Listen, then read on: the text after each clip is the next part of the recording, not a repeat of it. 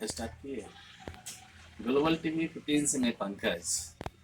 आज मैं एक बार फिर से डॉक्टर साहब के पास आया हूँ, विशेष रूप से आज बांझपन और लुकेरिया के बारे में जानकारी लेने के लिए।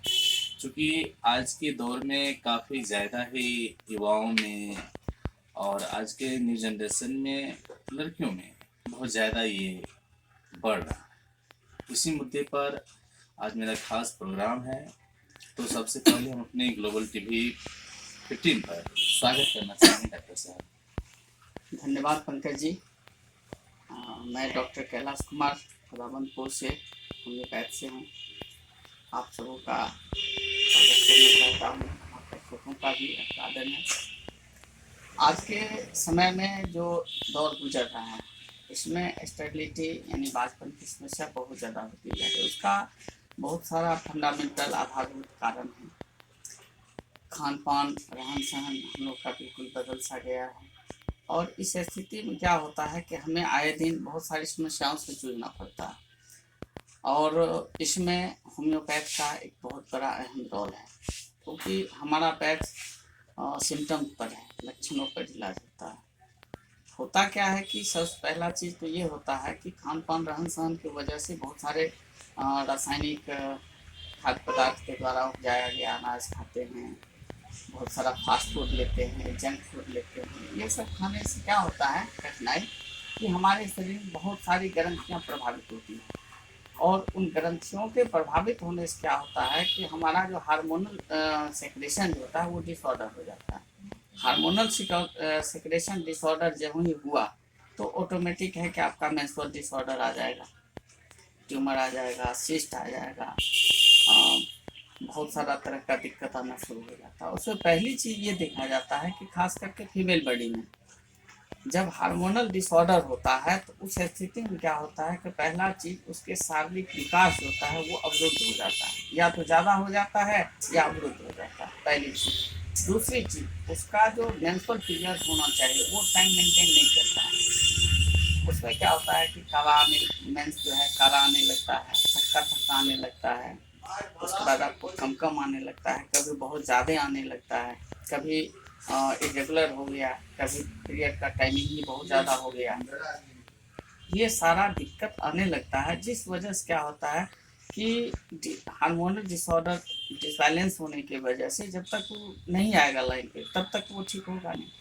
और नेचुरोपैथ के अंदर ही, प्राकृतिक चिकित्सा के अंदर ही इस सब का इलाज समुचित रूप से हो पाता है। इसमें होम्योपैथ क्या है कि एक अहम भूमिका निभाता है, जिसमें बहुत सारी दवाइयाँ हैं। पहली है कि हम उसको मेंस्ट्रुअल डिसऑर्डर क्लियर करें, उसमें बहुत सारी दवाएं हैं, अशोका है, पैनस है, लूसीपियम है, सिकेल कौर है, सिमिशीफिबा है, पल्स है, सिपिया है। ऐसी बहुत सारी दवाएं हैं जो उसके लक्षणों के आधार पर हम उसको देते हैं। अब मान लीजिए थक्का थक्का मेंस्ट्रुअल डिसऑर्डर आने लगा, मेंस में थक्का आने लगा, क्लोटेड है, इरेगुलर है, ठीक है, वाटरी डिस्चार्ज है विथ लिकोरिया। साथ में क्या होता है, ये जब डिसऑर्डर होता है तो लिकोरिया भी आना शुरू हो जाता है। तो उसके उसके लिए और भी जिम्मेवारियां हैं और भी खान-पान रहन-सहन का है, लेकिन मुख्य वजह ये है। अब उसको जब दवा दी जाती है समुचित रूप से सिम्पटम्स के आधार पर, तब उसका मेंस क्लियर होने लगता है। इससे क्या है तो उसका हार्मोनल नेचुरल तरीके से, प्राकृतिक तरीके से उसका हार्मोनल बैलेंस बनना शुरू हो जाता है। जब ही होगा और ये जब ही होगा तो उसका स्टेबिलिटी दूर होना शुरू हो जाएगा।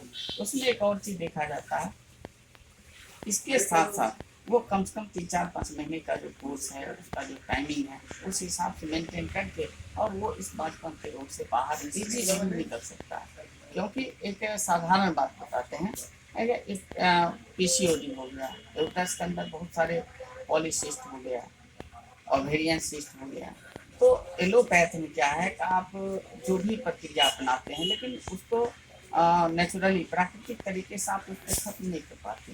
लेकिन यहाँ क्या होता है कि हम उसे दवा के माध्यम से ही उसको जला देते हैं, दवा के माध्यम से ही उसका जो सिम्टम क्रिएट हुआ वो जिस वजह से आप वो आसानी से बिना किसी एक्सटर्नल एप्लीकेशन, बिना किसी तरह का एपेस्टस यूज किए हुए नेचुरल ठीक हो जाती है और आप उससे बाहर इजी वे में। बहुत माताएं बहनें हैं जिनका नशाकार होता है, जिसके लिए उसको बहुत परेशानी झेलना होता है, तो उसमें होम्योपैथ का अहम भूमिका है। और हम उसमें बहुत सारे केस को डील किया हूँ, बहुत ज़्यादा केसेस को, पीसीओडी का केस हो, ओवेरियन सिस्ट का केस हो, मेंस्ट्रुअल इरेगुलरिटी हो, मेंस्ट्रुअल साइकिल बिल्कुल कंप्लीट डिसऑर्डर है, कभी कभी कैसा होता है कि आता ही नहीं है, बिल्कुल एब्सेंट रहता है, ये चीज़ है। लड़का में जैसे कि आज के युवाओं में देखने को मिलता है, वो अपने दोस्तों के बीच में शेयर करते हैं, माँ बाप के सामने तो शेयर नहीं कर पाते हैं, लेकिन दोस्तों को भी शेयर करते हैं। बिल्कुल। स्वप्न दोस्त हुआ है, लेकिन है भी वो लिकुरिया का ही स्टेट है। तो क्या लड़का का जो होता है इसमें नशा पदार्थ ज़्यादा यूज कर रहा है, उसका वजह है, या खान पान में उसका चाइनीज फास्ट फूड हावी नहीं, हुआ है? उसमें क्या है कि आपके खान पान के चाइनीज फास्ट फूड से तो इरेगुलरिटी आएगी है, चूँकि उसमें डालडा और मैदा का यूज होता है। डालडा मैदा हमेशा कॉन्स्टिपेशन क्रिएट करता है, जब वो क्रिएट करेगा तो बॉडी में एसिड की संख्या मात्रा बढ़ेगी, अम्लता बढ़ेगी तो आपके स्पर्म काउंटिंग को डिसऑर्डर मिल जाएगा, कम जाएगा, और उसका जो बनने का जो मतलब प्रक्रिया है वो धीमा पड़ता है। इस वजह से क्या होता है, उसकी संख्या घटती जाती है, तो वजह से परिणाम की तरह जाता है।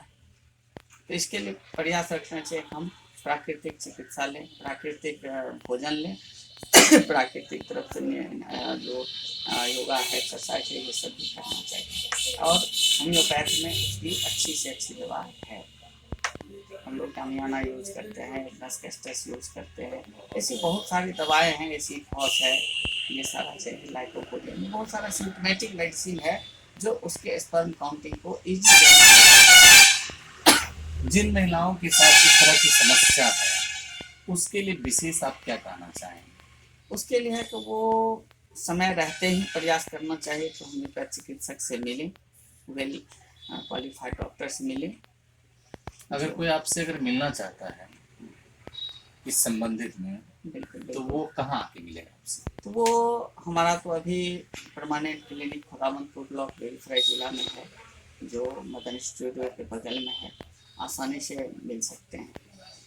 क्योंकि बहुत सारे महिलाएं हैं क्या है, ससुराल आने के बाद जो है अपने हस्बैंड से भी उस तरह से शेयर नहीं कर पाते हैं, लेकिन अगर एक सही गाइडलाइंस मिल जाता है किसी अच्छे डॉक्टर से, तो वहाँ अपना बात रखना पसंद करता है।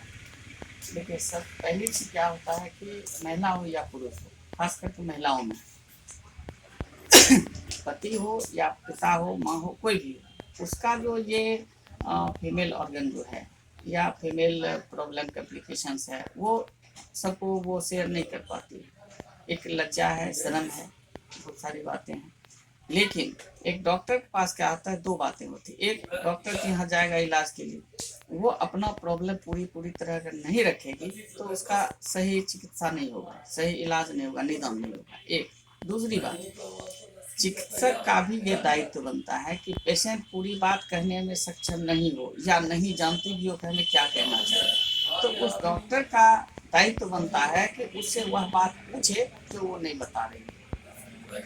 और हम अपने लाइफ में, मैं अपने जीवन में जितने पेशेंट्स को देखा हूँ, मैं अनुभव करता हूँ, मैं लगभग मुश्किल से 20% महिला मात्र अपनी 20% ही समस्या रखती है डॉक्टर के पास। वो बोलेगी सिर्फ मेंस में प्रॉब्लम, बात खत्म। लेकिन हमें पूछना पड़ता है कि काला आता है, थक्का आता है, इरेगुलर आता है, कंटिन्यू आता है, कम दिन में ही हो जाता है, या लॉन्ग टाइम लेता है, लॉन्ग पीरियड लेता है, कितना दिन से ये समस्या है, ये तमाम चीज़ें हमको ही पूछना पड़ता है, और तब वहाँ या नाम बोलती है। अगर ये डॉक्टर अलर्ट नहीं रहेगा तो उसका निदान नहीं कर सकता। चिकित्सक को तो जरूरी है कि वो उसकी समस्या को समझे, लेकिन पेशेंट को भी है कि वो अपनी समस्या को डॉक्टर के साथ शेयर करे। समस्या उसका निदान होना चाहिए। एक आखिरी क्वेश्चन आपसे है डॉक्टर साहब, बदलते युग में लगातार कोविड फिर से रिटर्न आ रहा है, और जैसे कि एक सूचना मतलब हम लोग को रिपोर्ट आया चाइना से, वहाँ तकरीबन एक अनुमान के तहत बहुत सारे लोगों का मतलब बॉडी एक्सपायर हुआ है, वहाँ पे बॉडी खाने वाला है। भारत सरकार भी अपने एक्शन मोड में है, तो आप अपने एलोपैथ होम्योपैथ की तरफ से मरीजों के लिए या उन वैसे लोगों के लिए जो इन चीज़ों को नहीं मानते हैं कि कोविड है नहीं, उनको किस तरह से आप गाइडलाइन संदेश देना चाहिए? देखिए, होम्योपैथ तो सबसे पहले बड़ी कभी कभी दुख से कहना पड़ता है, होम्योपैथ सिम्टम्स का पैथ है, लक्षणों का इलाज होता है, लक्षण के हिसाब से जो आएगा। लेकिन हमें प्रिवेंटिव भी चाहिए। होम्योपैथ तो सक्षम है ही बहुत हद तक, ठीक है, लेकिन उसके साथ वो अगर अलर्ट रहे, मैं थोड़ा सा मैंने अलग से कहना चाहूँगा, काढ़ा का सेवन, हल्दी का लगातार सेवन, कच्चा हल्दी हो तो और बढ़िया, मरीच डाल करके उसका सेवन करें। घर में धूप धानी जो होता है, धूप का निश्चित जलाए, उसका कुछ भी नहीं पड़ेगा। और हल्का एक्सरसाइज जरूर करें, थोड़ा बहुत भी, कपालभाति हो, भस्त्रिका हो, प्राणायाम हो, ताकि उसका जो हार्ट का जो मतलब ये है, लंग्स का जो कैपेसिटी है वो ज़्यादा से ज़्यादा है। उससे क्या होता है, अंदर जाएगा, इनहेल करेगा और वो तुरंत मर के खत्म हो जाएगा। बॉडी में इतना पावर है, हमारा वाइटल फोर्स हाई रहना चाहिए। हमने भी झेला है उस चीज़ को, लेकिन जो पेशेंट मेरे यहाँ आए छूट के किसी तरह से, मेरे यहाँ एक भी पेशेंट नहीं है कि कोरोना में रिटर्न चला गया। ये दावे से मैं कहता हूँ, मैं इतना सशक्त हूँ कि खाते नहीं हूँ। लोग होम्योपैथ की तरफ झाँकते ही नहीं है, इसलिए कि इससे क्या होगा, चीनी के दाना से, पानी जैसा दवा है, थोड़ा थोड़ा दवा है, नहीं, बहुत हाई स्ट्रॉन्ग दवा है। और होम्योपैथ ने भी अपना रोल निभाया पूरे भारत में, पूरे कोरोना पीरियड में।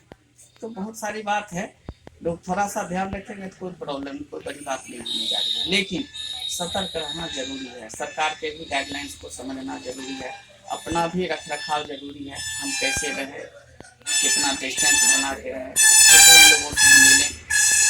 अब जो स्थिति है उस हिसाब से अगर अभी अलर्ट नहीं होगा तो आने वाले दिनों में बहुत सारी समस्याएं झेलनी पड़ सकती है। होम्योपैथ का अहम रोल है, कोई दिक्कत नहीं है, होम्योपैथ से लोग यूज़ करें, लें, इम्यून को बूस्टअप करें, वाइटल फोर्स को हाई करें, कोई दिक्कत नहीं।